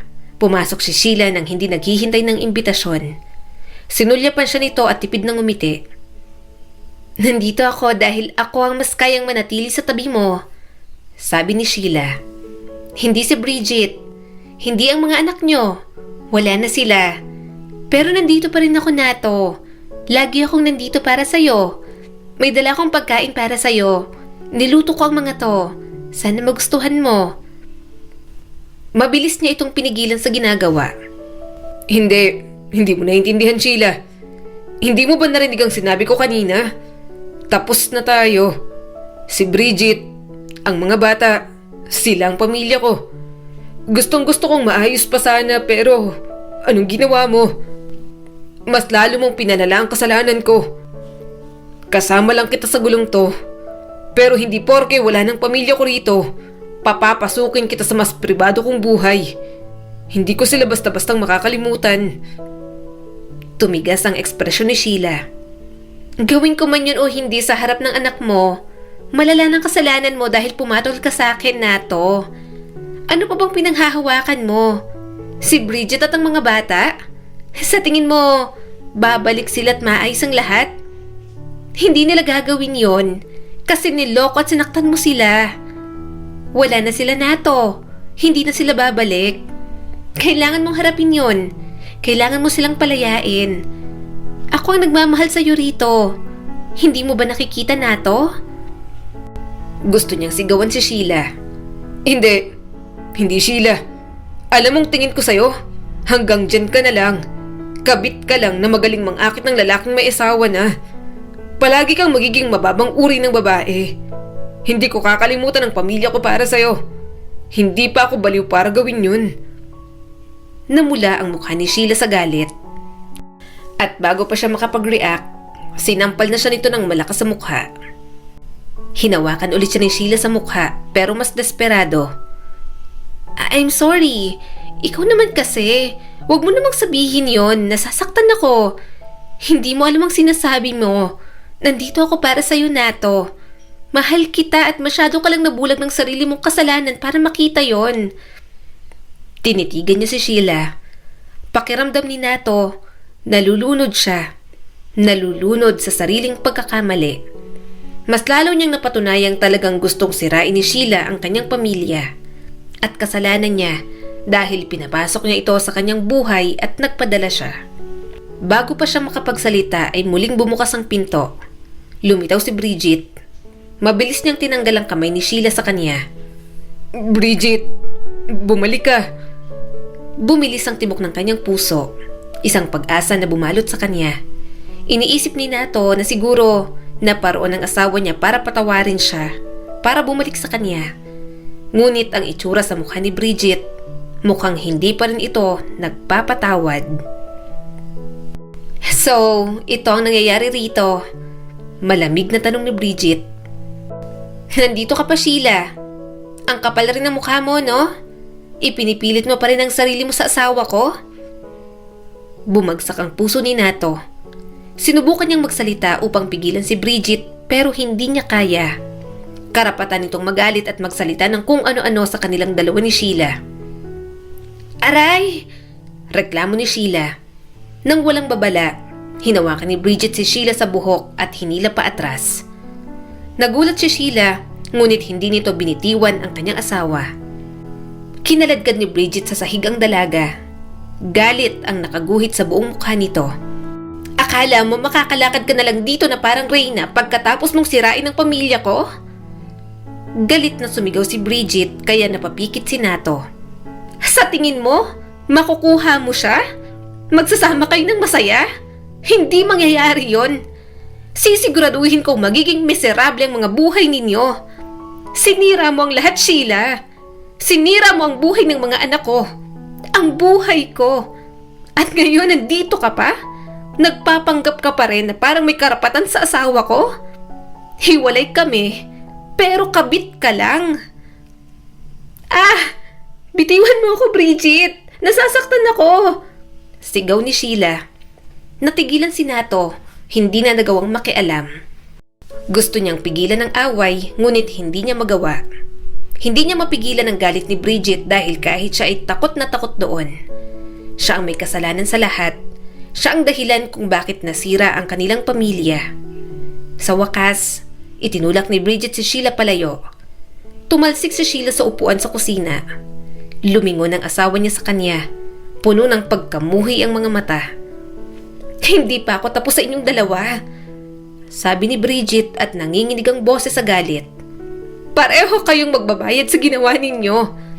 Para sa kung anong ginawa niyo sa akin at sa ating mga anak. Nasaktan mo ko. Nasaktan mo sila. At ngayon, oras na para maramdaman mo rin yun, Nato. Mas matinding sakit ang ibabalik ko sa'yo na magiging miserable ka sa buhay mo. Katulad nga ng sinabi ni Bridget, gumanti nga ito. Sinumbong sila ng asawa niya sa trabaho na mayroon silang relasyon ni Sheila. At sa nangyari, si Sheila ang mas labis na naapektuhan. May nanay pa kasi itong ipinapagamot kaya sobrang naapektuhan ng mawalan ng trabaho. Tumigil na rin ito sa kahibangan na magiging sila pagkatapos siyang iwan ng kanyang mag-iina. Mahal ni Nato ang trabaho, pero kahit mawalan siya ng trabaho, may mga ari-arian pa naman siya. Kaya rin siyang tulungan ng mga kapatid niya na nasa ibang bansa. Subalit hindi siya hihingi ng tulong. Yun ang alam na parusa ni Bridget para sa kanya kaya magtitiis siya. Hindi ibebenta ang mga ari-arian niya, lalo na at magiging pamana niya yon sa kanyang mga anak. Maghahanap na lang ulit siya ng trabaho at magsisimula sa simula. Kailangan niyang magtrabaho at kumita. Kahit tinapos ni Bridget ang lahat sa kanila, gusto niyang maging ama pa rin sa kanilang mga anak. Nakuha ko ng paycheck ko, sabi ni Nato at hindi makatagal ng tingin sa kanyang asawa. Alam kong hindi naging magandang nangyari sa pagitan nating dalawa, Bridget. Pero gusto ko lang tumulong sa pagpapalaki sa mga anak natin. Galit sa'yo ang mga anak mo. Sa tingin mo kapag nalaman nilang galing yan sa'yo, tatanggapin nila? Hindi naman maayos ng pagsusustento mo lang lahat ng mga nagawa mo sa amin. Naiinis na sabi ni Bridget. Alam kong hindi na maayos ang lahat. Alam kong malabo na rin na patawarin mo ako. Nag-file ka na nga ng annulment, hindi ba? At kahit masakit sa akin, tatanggapin ko yon. May kasalanan ako at alam kong pinagbabayaran ko. Mapait ang mga salitang sabi ni Nato. Pero hindi ako pwedeng maupo lang at walang gagawin. Gusto kong tumulong sa kinabukasan ng mga anak natin. Maging bahagi sa buhay nila kahit doon lang. Hindi na ako humihingi ng kapatawaran, Bridget. Dahil alam kong hindi nyo na yun ibibigay sa akin. Gusto ko lang talaga na magampanan ng responsibilidad ko bilang ama sa kanila. Sa tingin mo ba talagang gusto nilang tulong mo? Tanong ni Bridget. Ni ayaw ka nang makita ng mga anak mo. Sila na mismo ang nagsabi sa akin. Kahit mga regalo, ayaw nilang tanggapin mula sa'yo. Natigilan si Nato. Parang sampal ang mga katagang tumama sa kanya. Nakita niya naman yon, lalo na kapag sinusubukan niyang lumapit. Sa mga mata ng anak nila, nandun ang galit, ang pagkabigo. Alam kong kasalanan ko rin naman kung bakit galit sila sa akin at naiintindihan ko yon. Bulong ni Nato, sabay baba ng tingin. Alam kong hindi ko na maayos ang ginawa ko. Ngunit ako pa rin ang kanilang ama. Gusto ko pa rin na nandyan para sa kanila, kahit sa maliit na paraan lang na to. Kung ayaw na nila ako makita, maintindihan ko. Pero sana tanggapin nila ang sustento ko. Napailing si Bridget. Kaya kong palakihin mag-isang mga anak natin. Hindi namin kailangan ng sustento mo. Ayoko may connection pa tayo dahil lang nag-aabot ka niyan. Nanginginig siyang tumayo. Nakahawak pa rin ng kamay sa perang para sa mga anak niya. Parang may pumupukpok sa dibdib ni Nato. Wala nang natira sa kanya at kasalanan niya kung bakit ganoon ang kanyang buhay. Naging ganoon na lang ang buhay ni Nato. Kahit anong suyo, wala na talagang nangyari. Hindi na bumalik ang kanyang pamilya. Kahit ilang beses niyang anyayahan ang mga ito sa okasyon, hindi dumarating ang mga ito. Sige na, Bridget. Pumunta kayo ha. Kung ayaw mong sumama kahit ang mga bata na lang. Gusto ko lang talaga silang makasama. Marami akong handa sa Pasko at bumili rin ako ng mga regalo para sa kanila. Umaasang sabi ni Nato habang kausap sa cellphone si Bridget. Napabuntong hininga ito. Kinausap ko na sila at ayaw nilang pumunta dyan. Magse-celebrate kami ng sa amin. Ayaw ka pa rin nilang makita. Natigilan si Nato sa paghihiwa ng mga gulay. Talaga bang ayaw nila? Pasko naman, Bridget. Baka naman pwedeng pakiusapan pa sila. O kaya kahit ako na lang ang makipasko sa inyo. Ayoko makita ka pa, Nato. Ayokong umaaligid ka dito sa bahay namin. Diretsyong sabi ni Bridget. Pinilit ko sila na kahit man lang pagkatapos ng bisperas ng Pasko, pumunta sila dyan at ihahatid ko. Pero sila na mismo ang nagsabi na ayaw nila at ayoko silang pilitin, Nato. Sa bagong taon kaya, sana makapunta kayo rito. Subok niya pa. Napabuntong hininga si Bridget. Susubukan ko, pero hindi ako nangangako. Napalunok si Nato. Alam niyang hindi na siya pwedeng mamilit. Tiningnan niya ang mga niluluto niya para mamaya. Ibinaba niya ang kutsilyo at napasandal na lang sa lababo. Nang ibaba ang tawag, saka na siya tuluyang napahikbi. Walang hiya. Ang hirap pala kapag wala kayo. Ang lungkot. Sobrang lungkot. Humihikbing sabi ni Nato. Gayunpaman, ipinagpatuloy niya pa rin ang pagluluto. Balak niya na lang sigurong ibigay yon sa mga street children ng mas maaga. Para naman may pagkain ng mga ito sa Pasko at hindi masayang sa bahay niyang wala namang pupunta. Gayunpaman, nang akala ni Nato na mag-isa na siya, isang kaibigan naman ang nagbabalik. Punasan mo ang sipon mo. Sabi ni James at inabutan siya ng tissue. Kanina ka pang iyak ng iyak. Namumugto ng mga mata mo. Kapag hindi pumunta ang pamilya mo sa bagong taon, iiyak ka pa. Marami ka pang iluluha na to. Mas lalo siyang naiyak. Pare, ang hirap pala kapag wala si Bridget at ang mga bata. Sising-sisi ako. Sana mas tinapak mo pa ako nun para nakinig ako sa'yo. Para mas naayos ko pa. Napabuntong hininga si James. Nasa huli talaga ang pagsisisi na to. Wala ka na magagawa. Ipanalangin mo na lang na mahanap ni Bridget at ang mga anak mo sa puso nilang magpatawad. Pero kahit ganon, asahan mo rin na marami nang magbabago at hindi na talaga gaya ng dati. Dilingon niya ang kanyang kaibigan. Salamat. Kahit ang kitid ng utak ko, bumalik ka pa rin. Tinapik nito ang braso niya. Para na kitang kapatid. Kahit tarantado kang hirap mong tiisin. Nagkakamali naman talaga lahat ng tao. Pero sa'yo, alam mong mali, inulit mo pa. Pero wala namang perpekto. Ang mahalaga, nagsisisi ka na. Bumagsak na naman ang mga luha ni Nato at tiningnan ng orasan. Merry Christmas, pare. Mahinang tumawa si James at niyakap siya. Merry Christmas din, Nato. Magkasamang nagpasko ang mga wala ng asawa. Mas lalo siyang naiyak, kaya pinilit na lang siya ni James na kumain. Wala na sigurong paglagyan ng sakit at pangungulila, kaya sumasabog na lang. Hindi siya iyaking tao, subalit sariwa pang lahat ng sakit. Umaasa siyang masasanay din siya. Darating siguro ang araw na makakaya na ni Nato ang sarili na pigilan ng pag-iyak. Mas nasanay na siyang wala na sa kanyang tabi ang pamilya niya. Napatingin si Nato sa huling family picture nila noong nakaraang taon. Hindi niya alam kung makakakuha pa ba siya ng ganoong larawan. Lumipas ang mga taon, ang walang sawang panunuyo sa mga anak at kay Bridget, paulit-ulit na lang. At paulit-ulit lang din siyang tinatanggihan at binabaliwala. Pagkatapos ng 7 taon, nagkaroon ng bagong karelasyon si Bridget. Naging boyfriend nito ang bayaw ni James. Tinuring itong stepfather ng kanyang mga anak. Selos na selos si Nato. Gustong gusto niyang manakit. Subalit alam niyang wala na talaga. Siya ang unang nanakit, kaya deserve niya ang lahat ng yon.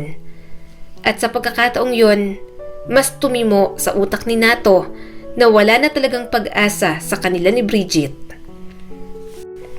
Alam mo, James, kapag naririnig ko ang ibang tao na tinatawag na syunga at martir nun si Bridget, nagagalit ako. Malungkot niyang sabi habang umiinom ng beer. Syunga at martir daw si Bridget pagdating sa akin nun. Dahil niloko ko na nga, babaero na nga ako. Pinapatawad at tinatanggap pa rin ako. Napabuntong hininga si James. Mag-move on ka na, Nato. Paano ka makakalimot kung lagi mong inaalala? Masama niya itong tiningnan. Sabihin ko sa'yong kalimutan mo rin si Sarah at mag-asawa ka ng iba. Kaya mo ba? Dumaan ang lungkot sa mga mata ni James. Siyempre hindi. Pinangako ko ng sarili ko sa kanya. Kahit wala na siya sa mundo, siya lang ang babaeng mamahalin ko.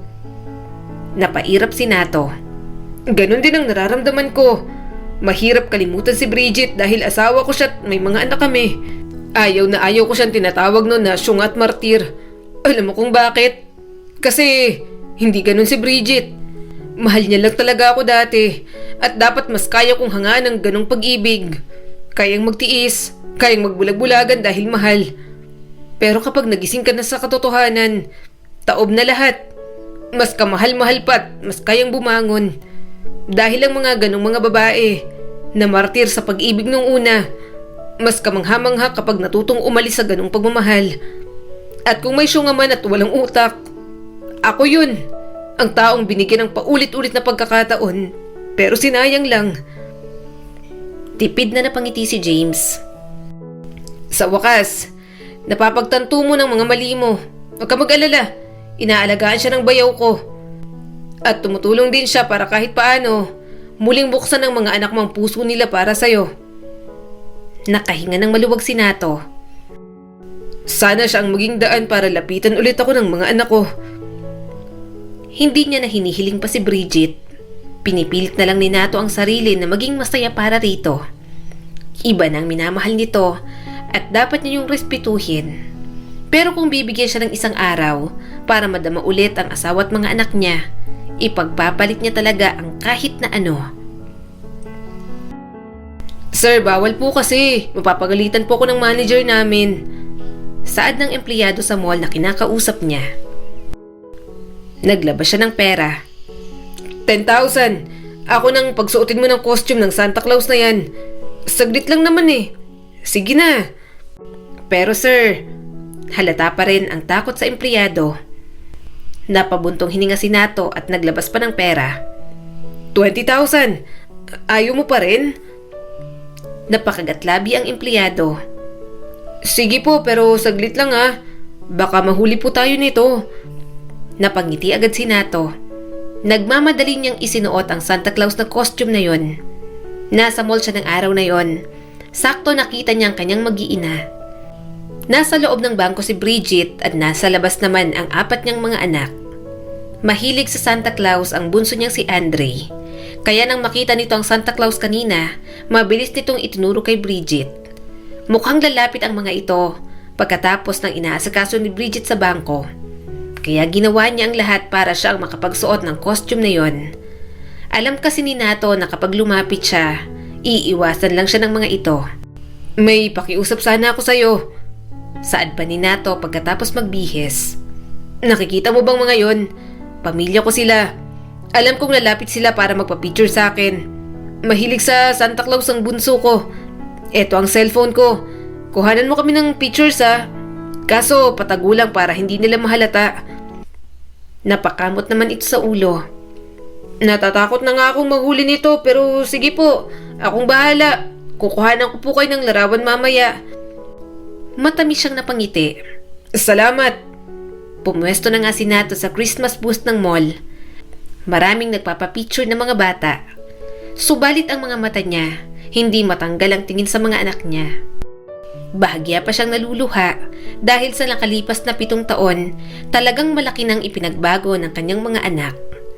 Nang makalabas si Bridget sa bangko, nabuhayan siya ng loob. Napangiti siya ng pumila ang mga ito. Excited na excited ang bunsong si Andre.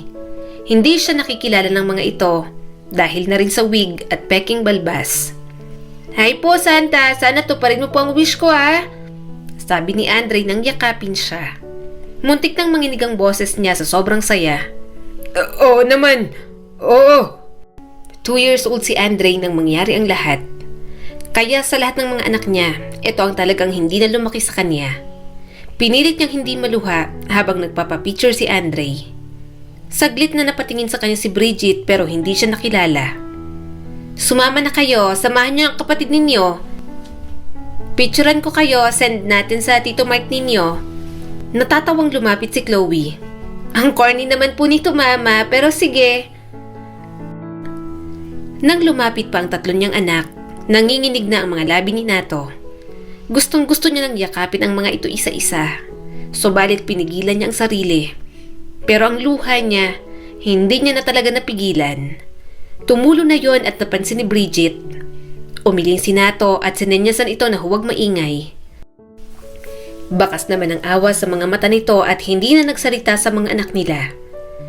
Nagsalita naman ang empleyado, halatang nagmamadali. "Ma'am, sama na po kaya kayo. Kukunan ko po kayo ng picture." Tumangon na lang si Bridget at sumama sa kanila. Pinilit ni Natong umiti. Yon ang magiging bago nilang family picture, kaya kailangan niyang ayusin ang ngiti. Awkward na tumawa ang empleyado.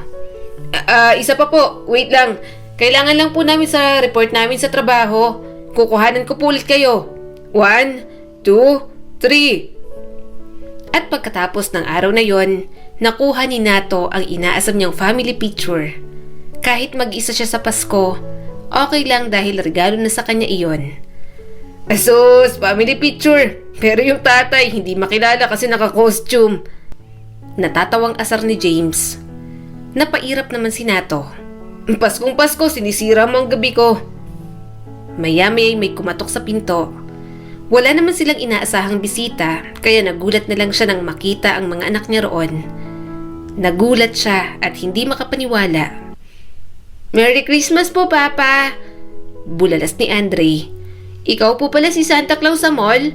Bakit hindi niyo po sinabi?" Lumandas ang mga luha ni Nato. Mga anak niya lang ang nandoon, pero sobrang saya niya. Niyakap din siya ng iba niya pang anak. Nang mapatingin siya kay Chloe, hindi ito makatingin ng diretsyo. Pero napapahikbi na ang dalaga sa pag-iyak. "Sorry po kung tiniis ka po namin ng ilang taon." Napakagatlabi si Chloe. "Merry Christmas po, Papa."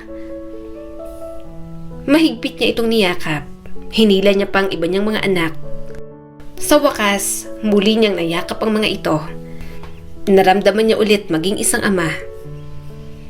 Simula ng araw na yon, binuksan muli ng mga anak ni Nato ang mga sarili para sa kanya.